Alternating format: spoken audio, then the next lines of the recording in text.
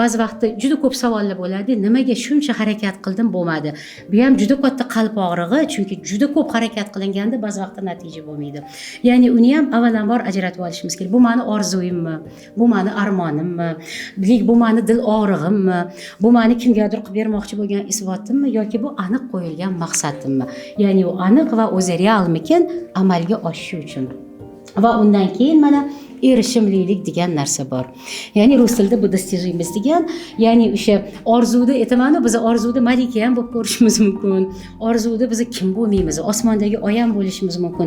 Lekin orzu bilan maqsad farqi, masalan, men osmondagi oy bo'la olmayman, men shu yerda tug'ilgan oddiy bir bandaman. U erishimlimikin? Yo'q. Shuning uchun kimdir o'sha maqsadiga erisha olmaydi, muammolardan kelib chiqqanim uchun o'sha bu yoqdan kelyapman, kimdadir o'sha deylik, yana voy maqsadimga erishmadim yoki yana charchadim, stress bo'ldim yoki mana yig'ladim, nimaga menda o'xshamaydi deyish uchun u erishimlilik ham bo'lishi kerak. Ya'ni o'sha aytgandek, mana masalan men o'zimni misolimni ko'pincha aytaman bu mavzuda, odamlar juda ham xohlaganlar doktor bo'lishimni aytardilar, sandan zo'r doktor chiqadi deb. Nimaga aytsam, qattiq og'risa qo'lingni o'sha yoqqa qo'yasan derdilar. Endi balki yoshlikdan shu odamlarni sezishi bilganmanmi. Lekin shu fikr bilan o'sib kattaroq bo'lganimda 15-16 yoshda tushunganmanki, bo'la olmayman.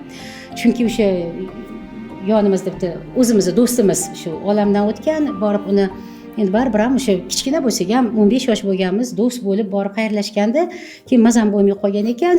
Keyin aytganman-da, doktor bo'la olmayman, ha desa, birinchi kursdagi anatomiyasidan o'ta olmayman deb, keyin juda ko'p yig'lab, jang qilib doktor, mana shu erishimlilik deylik. Men agar deylik o'sha doktor bo'laman deb ishonsam, bo'la olmasam undan yomon yo'q. Kimnidir o'rnini egallayman.